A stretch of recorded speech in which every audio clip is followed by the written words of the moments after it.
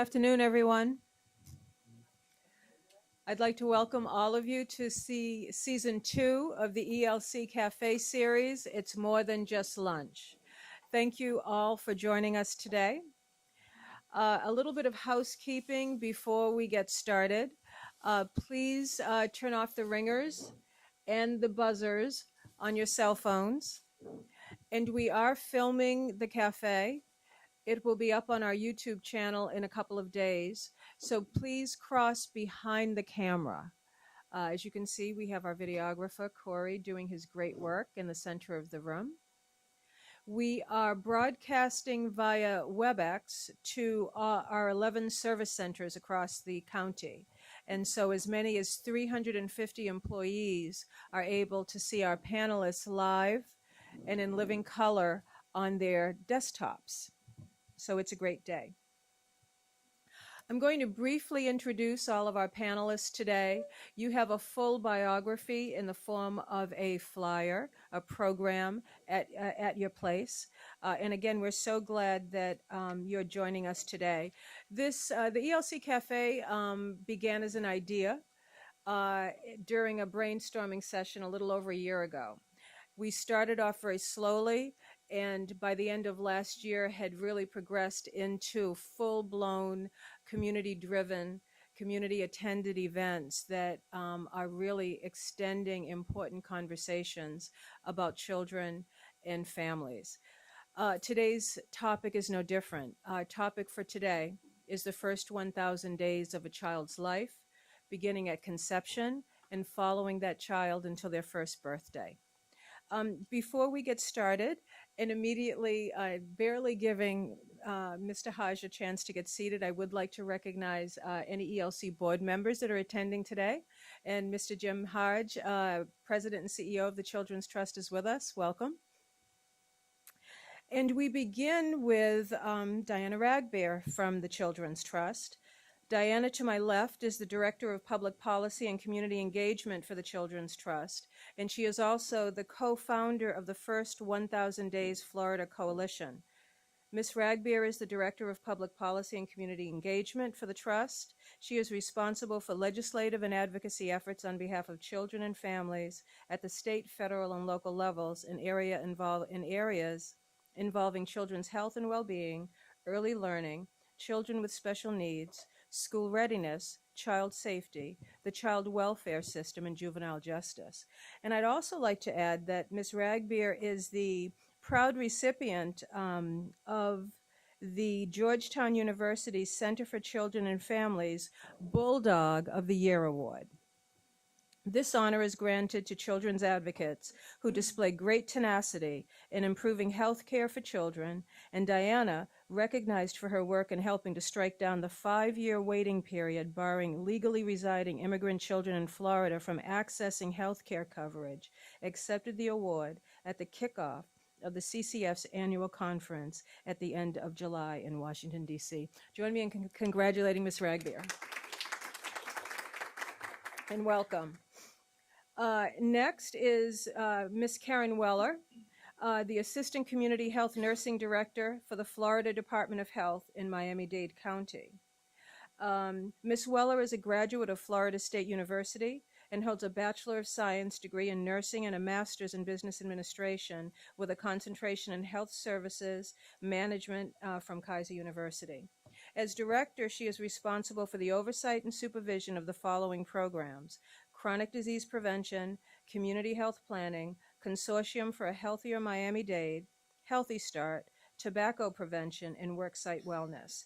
Join me in welcoming Ms. Weller.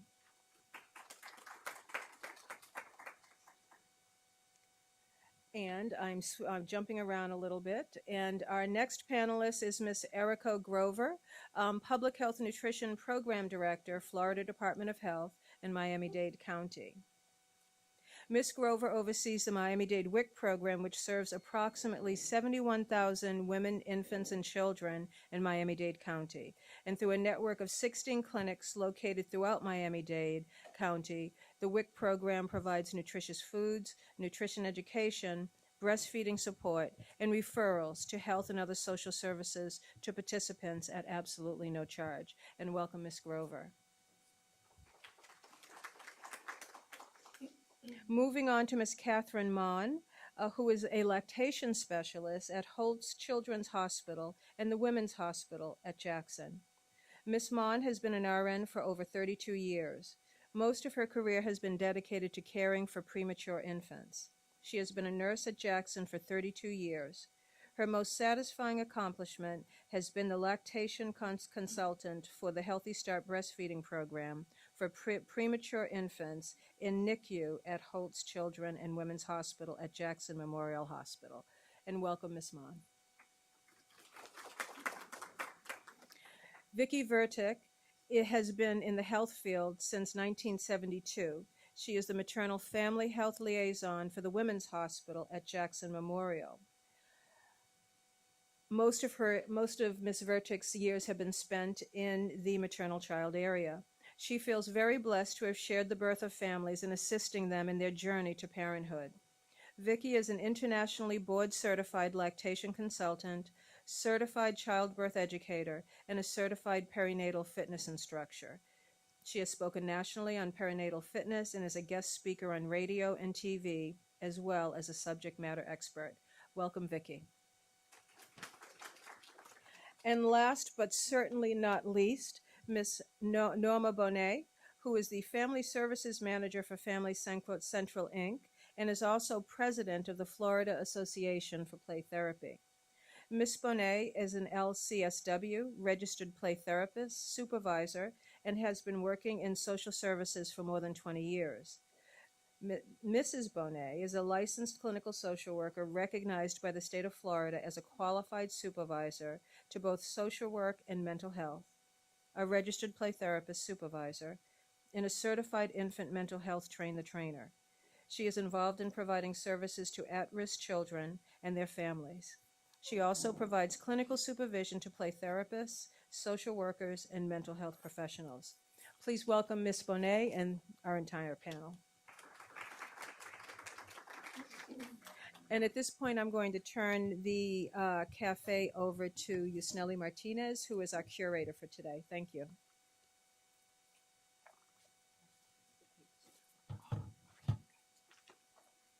Hi, good afternoon, everybody. My name again is Yusneli Martinez, and I am delighted to be your moderator this afternoon, kicking off season 2 of the ELC Cafes.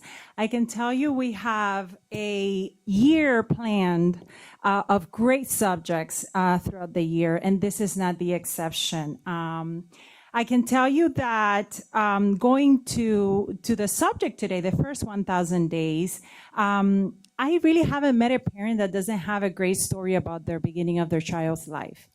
Some of them are joyful, some may be a little bit heartbreaking, but all of them are important. And almost all of them have one thing in common, at least one thing, and that is that they want the very best for their child once they're born. So you'll not be surprised to know that our instincts as moms and dads to nourish, nurture, and protect our children have actually a scientific basis to it. From the moment we know of their existence and we're aware, we have that instinct in us. And researchers have identified the first 1,000 days of a child's life, and this mic, I don't know, but I don't like. Hold on, let me try this one.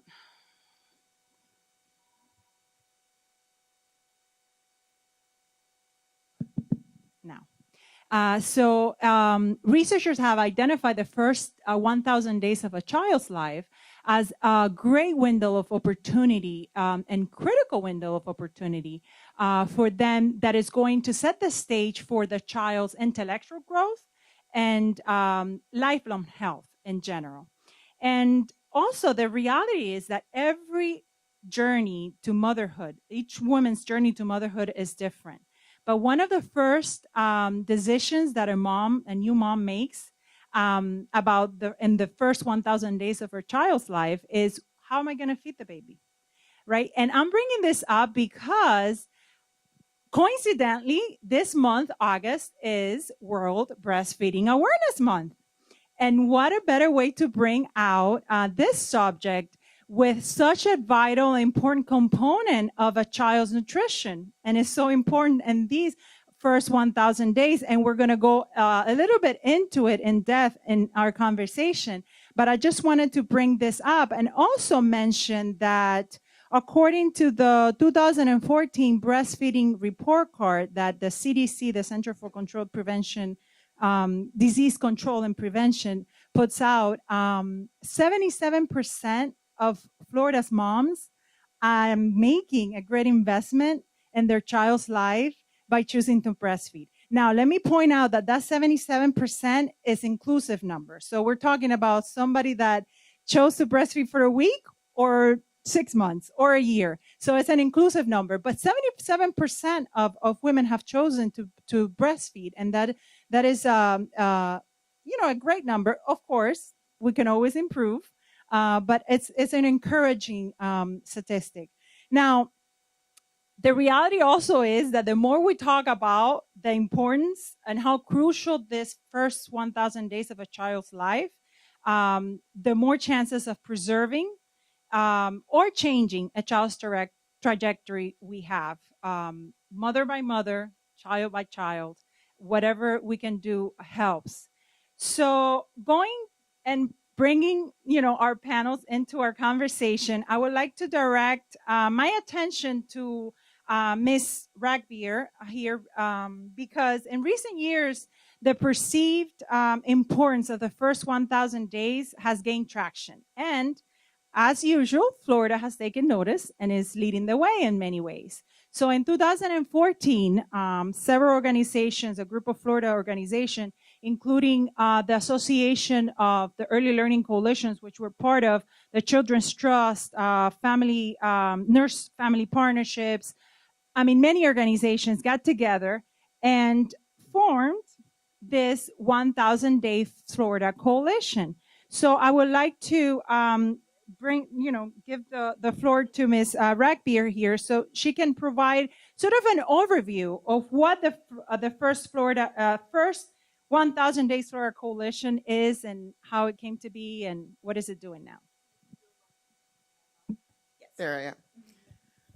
Well, it's wonderful to be here because this is something I feel very passionate about. And it came about, as you mentioned, in 2014 when a group of advocates were sitting around the table. We do our annual legislative planning retreat, and it involves the groups that were just mentioned, the Early Learning Coalitions and the Children's Services Councils, United Ways, Healthy Start, Healthy Families, and so on and forth. And we realized that we were going to Tallahassee with competing priorities, and that the amount of funds that are allocated for children in Tallahassee are not adequate. Why is it that we have 55,000 children still on the waiting list for school readiness? Why is it that funding for VPK is lower than it was 11 years ago? Why is it that so many things have not really been funded at the level that they're required to be? It doesn't make any sense when you understand that 80% of a child's brain is fully formed by the time they get to their third birthday. And yet our investments in that period, if you look at a graph, are very flat, and then they rise in the later years and they go up increasingly through higher ed. The opposite is happening in terms of child development, the period of the growth and development, all the experiences, all of the interactions are wiring that child's brain in those first 3 years of life. How do we get to 1,270 days for conception? We're talking about prenatal. We're talking about the first birthday, 365, and the second birthday, another 365. Add those together, you get 1,000. And this is scientifically proven. So we decided to work together in a very collective and deliberative way. And this is the third year we're working on this. And we meet regularly. And I feel like we have a first 1,000 Days collaborative right here. And maybe this is the start of our local collaborative because it doesn't need to be statewide work. It should really happen at every local community too. So I hope all of you will get involved. Thank you for coming out today. This is really important, and there's a role for us. So it was about us all working together by aligning and coordinating and understanding how our different issues affected each other. So when we understand that sick children have a hard time learning, then the folks in the education space, in the early education space, will understand how important it is for their children in their childcare centers to have health insurance and to have a medical home and to be seen regularly for their well child checkups. That's when you discover the heart murmur and other things later on. Those are all important things that our parents need to know. So by understanding how we all fit together, we can collectively march and work together. In the past, people were killing each other's bills, they wanted each other's money, and there was no real coordinated understanding of how together the whole child and the whole family benefits from this approach. So I can give an example of the past session where there was an early steps bill for children who are identified with delays, developmental delays in their infancy, the first 2 years. And there was a child care development block grant bill that would bring down more money for school readiness. And both bills were stuck in the last week of session. You don't want to be there. It's nerve wracking. You don't sleep the whole session anyway. But the last week, you know, it's most bills die because they run out of time, right? What the early steps people needed was to hitch a ride in the child care development block grant bill, because that bill was a must pass bill because it involved federal money coming down time certain. And in the past, the early steps folks would have been put to one side and said, you know, you're loading up my bill, you're weighing it down, you're adding a fiscal cost to it, no way, no how. We didn't see that this year. The bill passed with the entire early steps bill as an amendment to it, 40-page amendment, right? And so those are the kinds of noticeable things that happen when groups of folks like we are, us, here today, understand each other's issues in child safety, in health, in prenatal, in early education, and how that impacts the later years. Because we're really all trying to give parents all the tools that they need to nurture and prepare their children for success in life. It's a business community argument. It's an argument we can take to the legislature, and it's something that's good for parents to have for their children. So we have progressed to the point where we're doing very intentional work around messaging for all different audiences. What are the proof points? What are the data pieces that you need to prove your points for each audience? They are all different. What the business community might care about could be very different from what a parent cares about. It could be very different from what the legislature cares about. And so how do you push that out to a large group of people so that together we're all under one tent and parents and children have everything they need to succeed in life? Thank you. Thank you, Ms. Ragbir. Now, that was a lot of information. Oh, Great thank you. information. Great. Sorry. No. Great information. So I want to give another question to the audience, because typically by the time new parents bring their newborn home, they've taken classes, they read a library worth of books, and bought enough onesies to fill out an entire dresser. I know, I did. So knowing what you know, what does it really, when does one really become a parent, and how do parents get ready?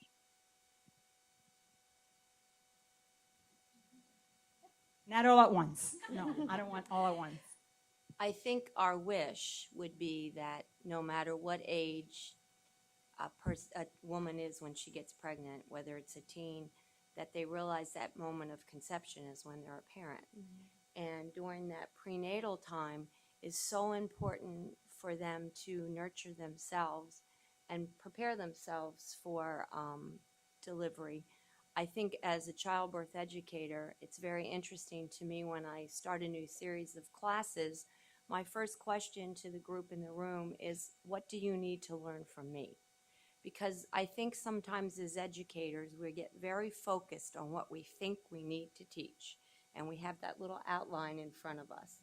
But in reality, it's not really the best service for our clients. So I think prenatally is the biggest touch time that we can get for new parents to be, because that's where they make a lot of their decisions about feeding. They need to prepare their homes for safety. But also, I worked with a pediatrician Dr. Fred Worth. He wrote an excellent book I would recommend for you to read. It's called Prenatal Parenting. And it changed my whole view of what I taught with families, because he talks about during pregnancy, when a woman lives in a very stressful environment, there's such a symbiotic relationship between her and her infant that they feel that stress that a mother has. And what does we as adults do with stress? Fight or flight, right?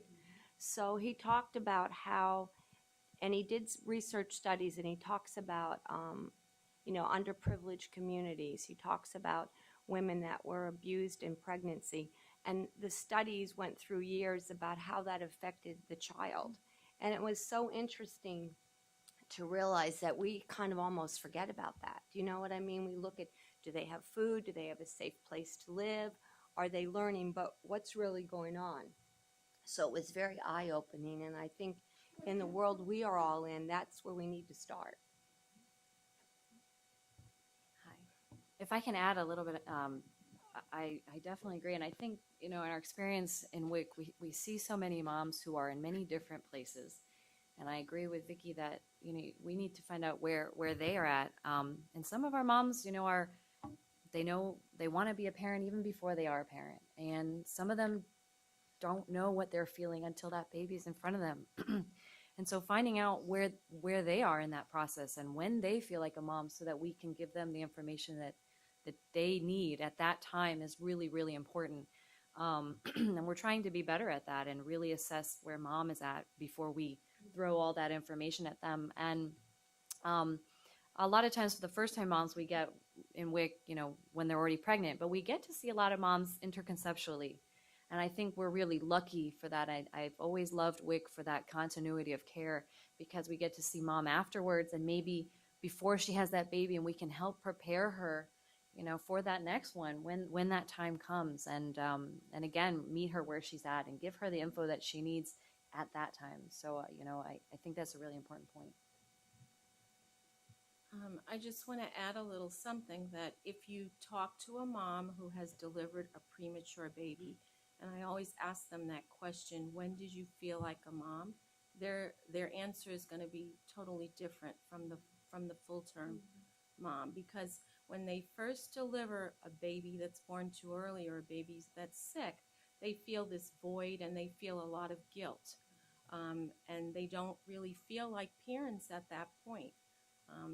And you have to really work with them, encourage them to come in and touch their baby, encourage them to bring breast milk in for their baby, start them doing skin to skin. And sometimes it's not until the first time that they get to hold that baby against their chest during skin to skin care, do they actually feel, does she feel like a mom, or dad might not feel it until he's able to hold his baby too.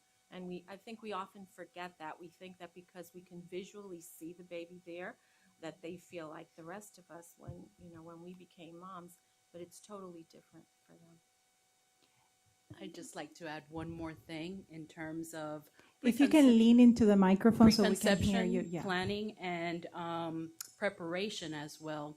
I'm a therapist, and so that mindfulness of really pre-planning before you even get pregnant is very important, especially with all the trauma, the ACEs studies.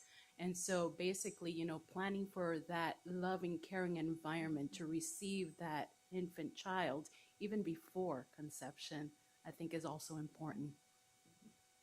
Great information. My next question is, according to the State of the World's Mothers Report, among 25 capital cities in high-income countries, Washington, D.C. has the highest infant death risk, with an infant mortality rate of 6.6 deaths per 1,000 lives. And that was in 2013. Now, the report highlights some contributing factors, for instance, education of the mother's age. What other factors do you have to consider to decrease infant mortality rate, and how is Miami-Dade doing in this area? Does anyone? Okay, I'll take this one. Can everybody hear me? Okay. I think in this area in Miami-Dade County, we're doing really well with our infant mortality rate. Um, we have through our health department at our state level, we had an initiative called Florida Healthy Babies, and we were asked to do a in-depth analysis of our infant mortality rate throughout the state. And when we looked at our information in Miami-Dade, I'm not going to go all over this, but I am going to show that we have a community booklet. So you can go on www.healthymiamidade.org and you can get this. Because what we did with this is we were able to look at the entire community of Miami-Dade and rank based on neighborhood how we're doing.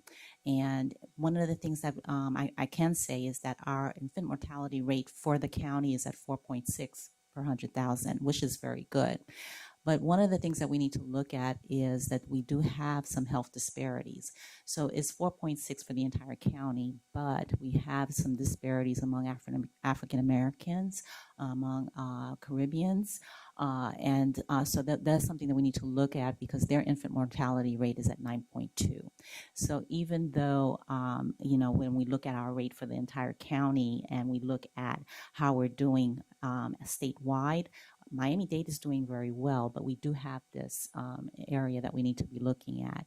And so one of the areas that we could definitely be working on as a county is making sure that we have health equity for everyone.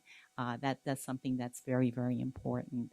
Back in June, a lot of the work that we do, and I say Diana started out with the collaborative work. We all really do work collaboratively.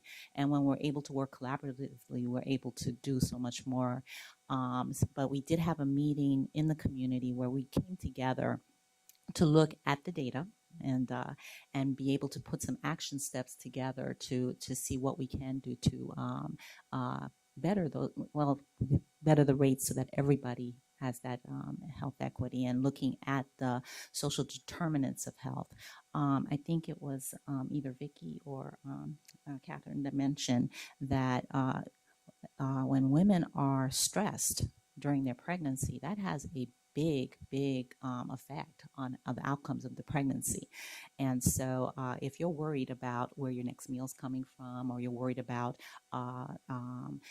what your neighborhood, if you're able to go outside and you're worried about violence and that sort of thing, that's going to have a direct effect on the outcome of the baby. So we're really wanting to, my dream for this community is that there is health equity throughout the entire county. So this is something that we really need to be able to look at and to be able to work through. To piggyback on that, Kathy and I work at Jackson, so we have one of the top NICUs in the country. We can take 126 babies there with us. A couple of weeks ago, we had 106. It was amazing. And I think when you look at why premature births happen, a lot of it is related to the stress of the mother and what's going on with her. And Kathy spent many of her years in NICU, and she's been a true witness to what can happen when babies are born early. It's such a cost to our world to have a baby in NICU for weeks and months. And I look at it from the education point and working with new families. I feel like they get so disconnected from that baby because they come and we do everything for them, and they kind of lose, as Kathy said, that feeling of a parent. And then what are we doing for them while they're there? We always say discharge begins the day of admission. So that whole time they're with us, it's our responsibility to get them through that time, but also to empower them for their responsibility, for their health care for themselves and their child. And we have a high-risk tertiary care hospital, so we see quite a bit of, people that weren't able to afford health care. And it's really sad that any woman should be denied that, especially when she's pregnant. Very good. My next question, how, and we're talking about health, so to continue that trajectory of talking about health and nutrition, how important is the health and nutrition and the well-being of a pregnant and lactating woman in correlation to her child, and why? We've talked a little bit about it, but if we can go a little bit in depth, what's that correlation and how important, critical it is? Everyone's looking at me since I'm the dietitian in the room. So I will do my best. I think all of us are in practice and clinicians, we know the impact that nutrition makes, definitely during pregnancy. And actually, just for fun today, I Googled nutrition in pregnancy before I got here, just to see the myriad of websites that are out there to tell moms how to eat and all the details. You know, what we do in WIC and what I think, a lot of the dietitians and nutritionists in the community are doing is the right thing, which is, really teaching moms to try not to get lost in the details, but really do their best to focus on both themselves and their baby and doing what's culturally appropriate for them, making sure that they are trying to eat as balanced as possible. There's a lot of guilt that comes along with moms and their nutrition during pregnancy and definitely during lactation. We get this question a lot too. Oh, can I eat this? Is it going to go to my baby? A lot of people think there's like a direct tube, right to the breast, to get into the breast milk. And also, even with a baby, they think, oh, it goes right to the baby. And there's a lot of things that happen in between metabolism and stuff like that. We definitely know what's unsafe, and we try to make that the priority. We know, obviously, smoking and alcohol, those are things that we have to stay away from, and we still have a lot to do in that area. We've gotten better with, moms seem to understand that better. I think that's improved, but we still have a lot of people that don't know some of that.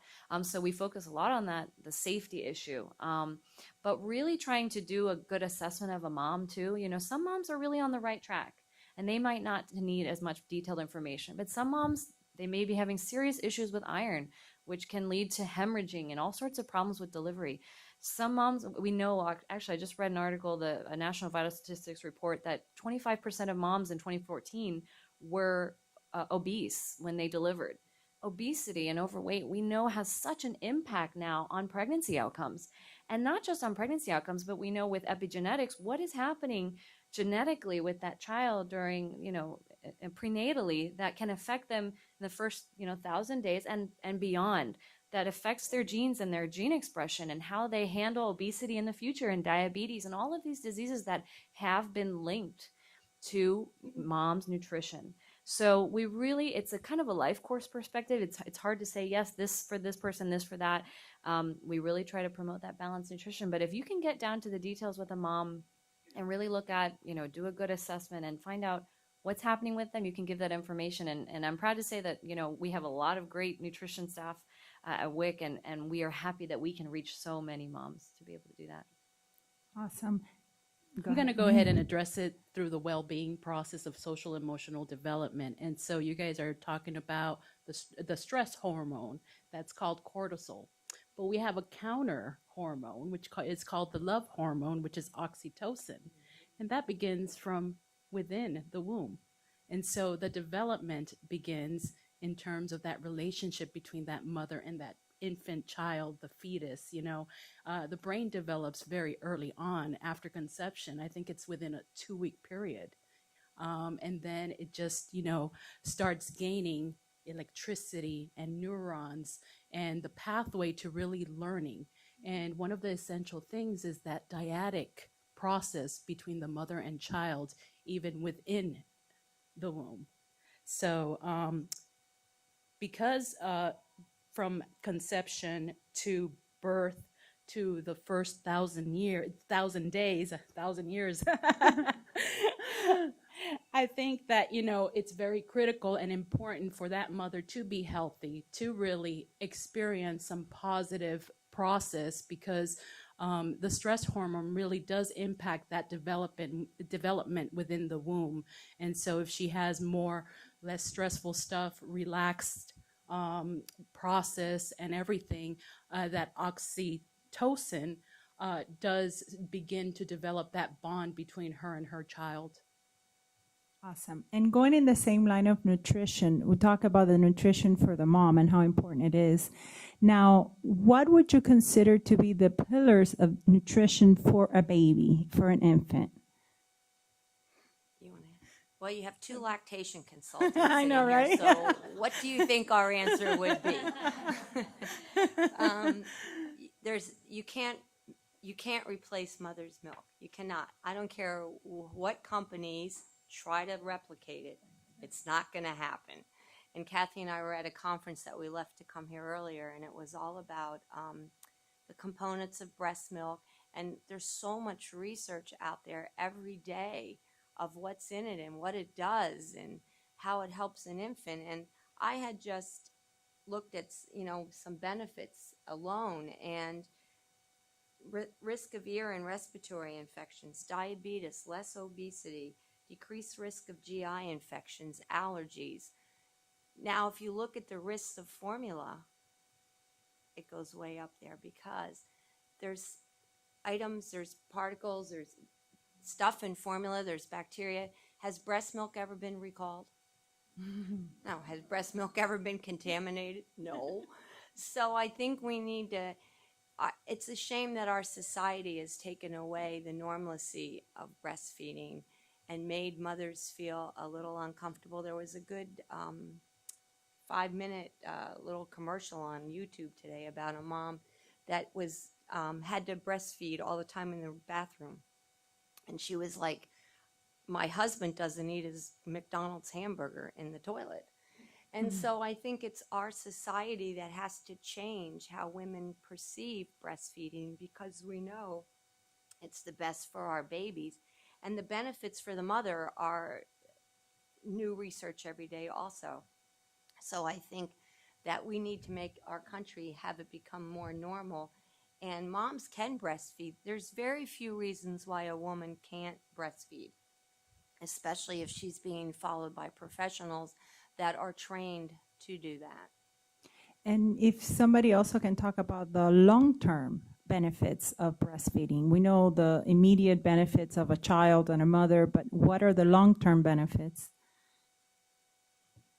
Well, when you have, especially the premature babies in the NICU, the long-term benefits are going to be even more enhanced, because usually those babies that are sick or 24, 25 weeks, they're going to spend 3 months, maybe longer, in the NICU. By just giving them the colostrum at the beginning, as soon as mom is able to sit up and manually express or pump a little bit of colostrum out, those babies are swabbed inside their mouth, because it could be another week or so before they can actually start feedings through a tube. And they get all the benefits, all those immunoglobulins, because babies that are sick, even though they have immune systems, they're not fully developed, they're not fully functioning. So this is going to prime the gut for them, and they're going to start to get all the benefits, because usually they will die from infection, or they're going to die from some respiratory element that's going on. So, and then those babies are going to be healthier on the outside. They're not at the pediatrician's office every couple of weeks or every other week. Those babies go for their newborn checkups, and they're doing fine. They appear to be developmentally ahead of the game. It takes them about 2 years to really catch up to the average 2-year-old, but they're doing perfectly fine. I mean, there's just so many benefits. For mom, she's going to get back into shape a lot sooner. They love that And one. her chances of breast cancer, ovarian cancer, colon cancer, all of that has been decreased. 1 out of every 7 women is going to get breast cancer. That's what the research is showing. And the reason why is because we've gone away from breastfeeding our babies. That was our natural protection. Vicki already mentioned a lot of the long-term things, but obesity, we won't have that. If you breastfeed your babies, they're not going to be obese. You're not going to have the hypertension that goes along with it. You're going to be able to fix a lot of these problems that are going on with these kids when they get to the adult age. Thank you. Ms. Grover, you had I a just comment? wanted to add something, because I know you said the first 1,000 days, and I'm so really proud of the work that our community's done, because since I first learned about breastfeeding, I came in as a dietitian. I really didn't know very much about breastfeeding when I started in the field 8, 9 years ago. And it's amazing to see how much our community has grown and how much we support it. And all of, us here in this room have a part in that. But, even as jumping onto that, as they get to the toddler age, that, that later half of those 1,000 days, breastfeeding teaches a child how to self-regulate, how to, learn when they're full. It allows mom and baby to learn about those cues. And that's a really important part of learning how to eat. And that is something that, we really try to work hard with in toddlers as well. And I think that's a challenge that I see and that our program sees often is, okay, we're either, even if we did breastfeed or not, but then getting past that, how do we get our child to self-regulate, learn, when we're full, when we're not, be creative, try new things, and breastfeeding is that beginning of that, and I think that's very important. Awesome. Now, can somebody discuss a little bit about the brain development that happens during the first 1,000 days? I know we mentioned that it's 80% developed, but can somebody talk a little bit in depth about it? Well, I mean, one. Too many choices. Thanks. It's with all of these amino acids and all the things we talked about from the nutritional aspect that are causing rapid, growth of neurons and synapses to connect, so that this is the architecture, this is the wiring of the brain, and everything that the child experiences contributes towards that expanding and becoming. It's a plasticity issue where the child is learning a new experience, so that stretches the development of that part of the brain even further, and then that builds exponentially. So walking and talking and hearing and thinking, all of that cognitive development takes place through that brain development. So it's really important. I'll And go, just to I'll go add to- ahead and I'll add a little bit Yeah, to it sure. as well in the scientific terms. Basically, like I said earlier, the brain does start to develop in utero from starting 2 weeks from conception. And then by birth, there's 100 billion neurons that you were talking about. And then afterwards, it's critical in those first 1,000 days because they're sponges. And like she said, there's synapses growing, there's connections happening. So we do come born with DNA. That's our blueprint. But basically, those neurons need some nice, comforting, loving, caring environment to really develop. And so by the end of the 3rd year, there's 1,000 trillion nerves already connected. So there's blooming and pruning. So it is the most, that stage of development of the brain is the most active. And so we really need to take advantage of that process. And in terms of breastfeeding, EEG studies have revealed that a baby's brain tends to show an increase in activity in the areas of the brain that govern alertness, attention, sleeping, and waking, which is what she was talking about in terms of regulation. Awesome. Now, taking into consideration of the research and the data available on the first 1,000 days and that you've been able to mention, have you seen any changes in practice within your field of expertise? And how have you utilized this data to inform and develop programs within your field?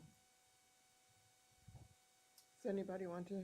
I'll take go that ahead field? and talk about the social emotional development. I do see that there is a lot of data and research that really backs up what basically me as a play therapist and a social worker and a therapist really believe in, which is that secure attachment is so critical. And so there are evidence-based programs out there for those critical stages, such as Circle of Security. And I think it's been wonderful because Family Central has had the opportunity to train staff as well as implement some of these strategies out in the field for high risk population. And the results are amazing. And I think it's thanks to that awareness in that first 1,000 days. Thank you. Vicky? I think for our practice and for Jackson, we're on our journey to baby-friendly designation.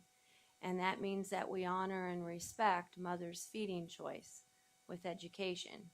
And when you look at WHO and UNICEF, when they looked at the feeding choices that parents are given, we don't always support that. And they wanted to, through optimal feeding, it says they wanted to improve nutritional status, growth and development, health, and thus the survival of infants and young children.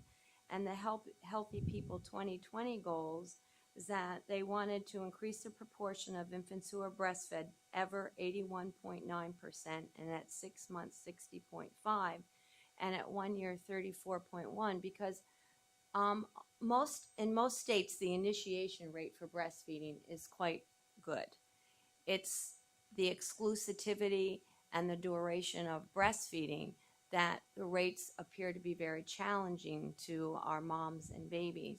So at Jackson, we looked for a while at where we were and what we could do better for our families. So in 2011, we were supported by the administrative team to take on the journey of baby friendly. And there's 10 steps that each hospital must comply with and have good documentation. And in one of the steps is we have to educate all our staff that work with mothers and babies. It's education of the women in the community, education of our physicians. So I think, and working with the health department, with WIC also, that we all are on the same journey and that all our families hear the same thing and learn the same thing, because that definitely sets a statement. And I would love to see Miami-Dade County all come together. So no matter who you were, where you went for information, it was always the same. That's awesome. If I You have- just yeah. add a small thing about our program, I've definitely seen a ton of change, a lot of it with breastfeeding. I'm not sure if you all are aware, but the WIC program is funded, has a separate grant that we get to hire peer counselors. And that grant has substantially grown over the years. It didn't exist, a few years ago, and now it's at its highest ever. And that's a symbol to us locally and nationally that they believe in that. And we have seen the efforts, and the fruition and then in the results. As our breastfeeding rates are almost, some of our goals are very close to where we are with Healthy People 2020, and we're almost there. And I really couldn't have imagined that a few years back when I looked at those numbers. So, it's a really awesome thing that we are very proud of, and, we all should be proud of in this community. Awesome. The next question is about, and we went a little bit about the importance of interactions and connections. Ms. Bonet touched upon a little bit on it. But I wanted to ask the question, why are the nature of the child's interactions with his or her environment during the first 1,000 days so important to her development relating to play, interaction, social, emotional development? So you're it's it. me. Basically, I think I'm also on the bandwagon of breastfeeding. I breastfed my children and until 3 years old. So basically, I saw the benefit in everything. But basically, breastfeeding gives us that opportunity, or gives that infant and that mother the opportunity to really have that skin-to-skin touch, that eye-to-eye contact, to be able to start learning how a true positive relationship experience happens. They're sucking, so basically the suckling helps in terms of verbal communication in future. The cooing that they do and that mother response in terms of cooing also helps in that verbal development and language, and the social emotional development as well. The mom helps that child regulate during that nursing and cuddling stage, because sometimes children or infants just don't nurse because they're hungry. They nurse also for that relationship, that need in terms of wanting to be with somebody. You know, they are not individuals in themselves. They develop within a relationship. Awesome. Now, our last question is going to go, and it's related to the importance of reading to your child, because a lot of times when they're little, I don't know, I've heard the expression, they don't understand what I'm saying. What do I have to talk to them? What do I have to read to them? They really don't understand, especially in the very, infancy stages when there's really not a lot of interaction, visual, and there is interaction, but you cannot really see it. So what are some of the benefits of reading and talking to your child on those first 1,000 days? And does it really matter what you read to your newborn? That's another myth. I'd like to take this one. I really believed in it. And, the thing is that, and I'll use a personal example. When I had my first child, at that time I was a young nurse, and I didn't have all the knowledge that I have now. Because one of my things, I'm a childbirth educator as well, and I didn't have all that knowledge. And but I read to my baby. She wasn't even 2 months, and I started reading, and this is, no one told me to. I guess I learned it from my mom, but I read every night, and I had a routine where I read, and we had this picture book, ABCs, and A for Apple, all that stuff, and we did that, and I did that religiously for every night. And then one day I was going into the car with my toddler at this point, and I had my second child. And I heard my daughter at 2 years old reading the license plate of my car. I was stunned, and I couldn't believe it. And this was at 2 years old, and it's because I religiously read with her and showed her that. So I think, I use that as a personal example, because I did have somebody tell me, why are you reading to this child and not understanding? But I really do believe that it helps. It helps the relationship of the parent. It helps the child. They learn. They can learn to read early. And now I don't know if it's memory that she did, but I never went over the license plate with her, so I want to believe that she read the actual letters. But this is something, it does help, when you hold the child, this is an interaction, and I think it's very important. So I just wanted to share that little story. But. That's great. Actually, part of that is the development of the brain. So those synapses are connected. She did not do it from memory. She learned it through the process of that brain wiring. I think it is critically important to read to your child, to talk to your child, to create that fantasy, enunciate, when you can, or, process, ask questions, so that their little brains start wiring appropriately. So it's so critical to really verbalize appropriately and communicate with your child in your language, or bilingual, or even trilingual, because once again, the first 1,000 years, it's very critical, and they are absorbing a lot of things and learning a lot of things. We try to encourage the parents in childbirth class to read and sing to their baby in utero. I guess I'm really blessed because I've been an instructor, and then a lot of times I'm in the delivery area when the parents say, will you come with us when we have our baby? And it's so awesome when they come out and we do that immediate skin to skin, to see the parents go, oh wow, they're really here, and this is ours, and now what do we do? So it's that preparation for them of that moment, and now that child's there, and it's their responsibility to grow and develop that baby. So I think when we start with them during pregnancy and giving them the tools, that really ignites that relationship when they're born. There's nothing better than seeing a mom and dad's face when they see that baby and they get to do that skin to skin. And now at Jackson, with our healthy mothers and babies with vaginal deliveries, we're up to 95% skin to skin after delivery. And our cesarean birth, we're also doing a lot more skin to skin even back in the OR now with our healthy moms and babies. So it really just starts that bonding right away. Awesome. Yeah, and just wanted to point out that it really doesn't matter what you read to your baby. It doesn't have to be picture books, or especially in utero when you can read your favorite book and the benefit is still there.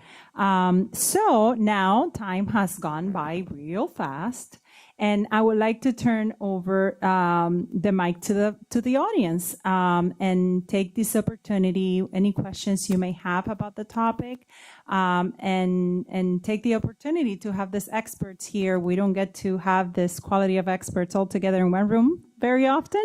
So if anybody has any questions, please feel free. Don't be shy. Not all at once. Wendy Solomon from Family Central, and it's not a question necessarily, but a thank you for gathering, because this to me is a conversation really that could last all month. There's so many pieces, and early literacy and the connection that children have in their child care centers, and the importance of that teacher-child interaction, and that you don't have to even read a book. You can sing, you can talk, and just be verbal. That 30 million heard word gap is critically important. And that it's never too late to be a good parent. If you don't have the wherewithal to get your stuff together while your child is in utero or when they arrive, there are wonderful parenting programs that can teach you. I want to take 1 minute to just make a quick plug. I also happen to have the privilege of sitting on the board of the Florida Association for Infant Mental Health. And on October 13th, for the first time ever, there will be a statewide training day.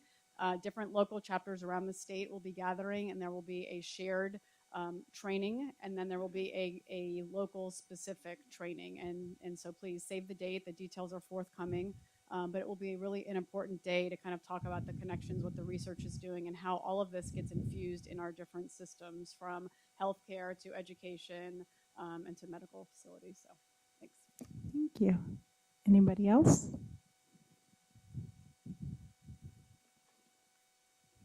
Good afternoon, everyone. So my name is Shantae Kearney. I'm from Common Threads organization, but I'm here not only on behalf of Common Threads, but as a new mom. I have a 9.5-month-old, breastfeeding exclusively, and full-time mom. Woo-hoo. So I have 2 questions. The first one is specifically about breastfeeding and weaning. I've been hearing that my goal is to breastfeed exclusively until at least 1 year old. I'm open to breastfeeding longer than that, but I've been hearing some different information about the process of weaning and what that entails, and I would just love to get some expert advice regarding that.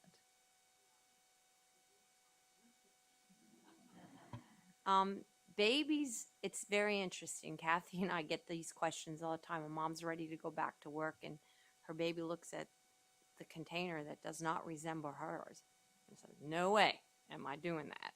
So I think a lot of times the weaning process is mom and baby deciding together, baby deciding, or for whatever reasons mom begins that weaning process. And there's several ways you can wean, and it would take me a long time to go through that, but I would love to be able to personally. We have one of our services through our lactation department is Jackson, is we do outpatient consults, and we also have a breastfeeding helpline that you can call in and ask questions, and we get back to you.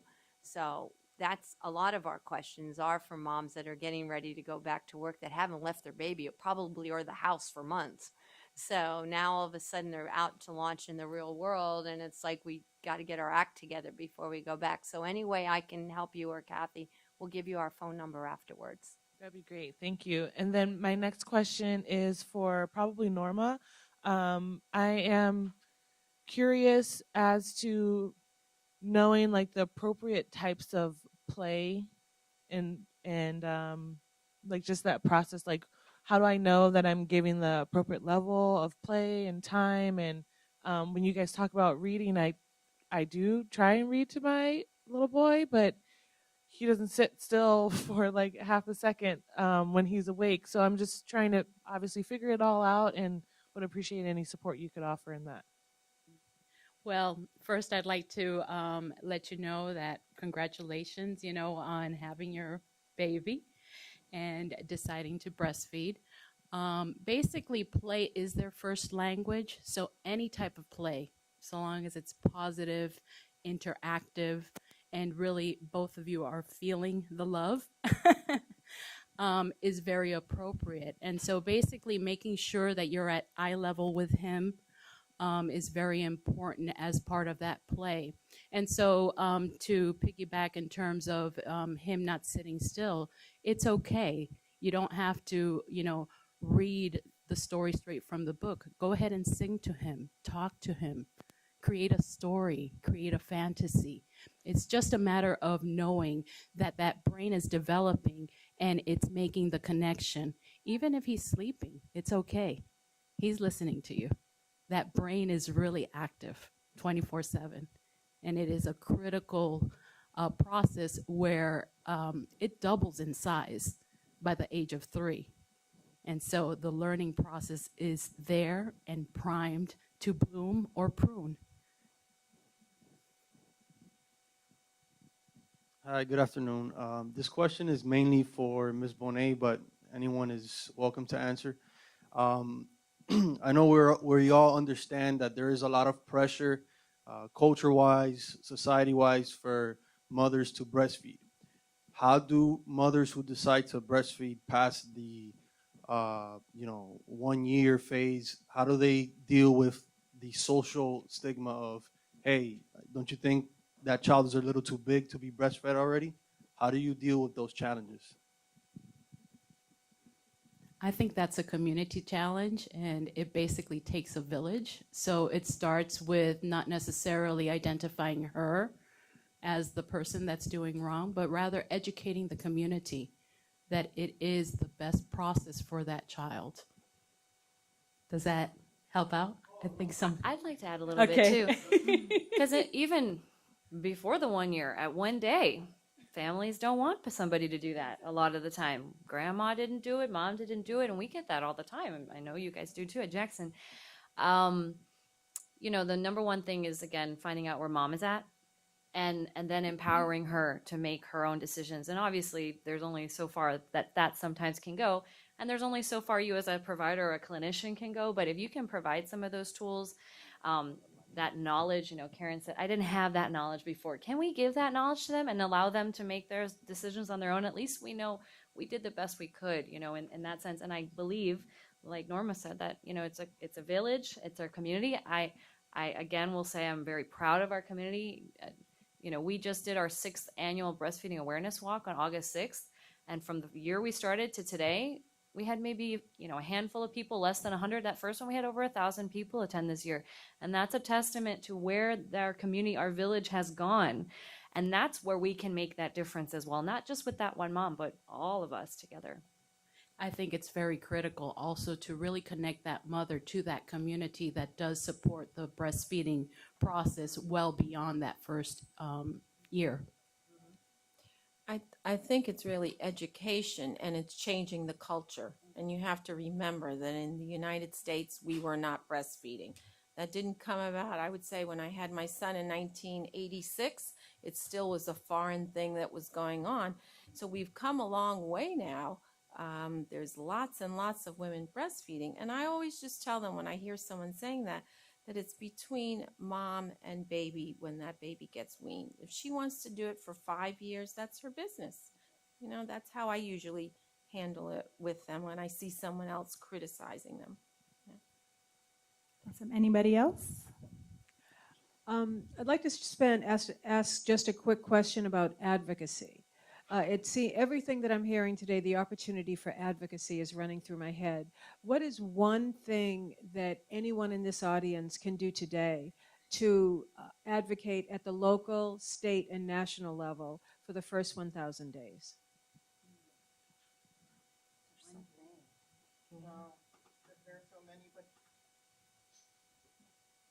One day I'm going to get this right. go to the website. There's the first 1000 Days FL website, and you can see all the different issues that are on it, and the case for the brain development, the economic case for why it makes sense. The return on investment is definitely there. The earlier, the better. You can stay in touch with us because we are building out the web. This is a new site, but we're building that out. And as we get closer to the legislative session, we will need everyone. It's going to take the army, the village, all of us. And how do we grow the pie so it is about children getting everything they need as opposed to you getting your slice, I get my slice, and it's inadequate, it's incomplete. So you could have the best after school program or the best childcare program, and that child doesn't feel well. Or there are issues that cause that cortisol at home, the ACEs, the adverse childhood experiences. There's gunfire. There are arguments going on in the home. There are stresses, financial stresses. And so we're providing the best services and support, and that child goes home and there's not enough to eat, the light gets cut off, and all of these things happen, and there are no books in the home. So speak to the word gap. We're speaking to health. And that child comes back to your child care center the following day or to school, and he or she doesn't feel well, and they didn't sleep the night before, and they're hungry. So, you know, we're not going to make any gains in our silos. We have to do it together under the umbrella of the first 1000 days. So if we all understand that connectivity and how children need everything in order to succeed, and we all have that message, and we contact our legislators, we may go to church with them, we may live on the same block with them, we may see them in Publix. We don't know what relationships we all have, but if they're all hearing from different members of us, oh, first 1000 days, a child needs this, a child needs everything. I think that resonates. You say you have to hear a message at least 7 times for it to stick. So it's a frequency. It's a matter of frequency and hearing it from different trusted messengers with the relationships that they all have. So we talk about children needing quality childcare, health care, good nutrition. Mom needs prenatal care. The child needs to be safe. We talk about all of these pillars. And so I think if we all take that one little step, and during session, if you get the newsletters from us and the Capital Connection from the Children's Trust, and you see what the issues are, that one email, that one phone call, those are important. They do listen to you. You are their constituents, right? So never think that your voice is not important. Thank you. So as a therapist, I like to give homework, and so as part of the advocacy process, I think we've all learned something today. So let's take that takeaway and share it with somebody, your neighbor, your family, your friends. Great idea. Any other question? Last question? You had a question? No? Oh, okay. Well, so we have come to the end of today's cafe. I want to thank you to all the panelists. They did absolutely great. We are a little bit wiser now. And like Norma said, I hope that you take what you've learned here and you put it into practice and share it. And please don't forget that we are here every month with different topics. And also, I would like to present a certificate to each of the panelists as a thank you from us. And it's in recognition of your time and willingness to share knowledge and resources with community stakeholders and staff at the Early Learning Coalition of Miami-Dade Monroe. So thank you very much, and we'll see you next month.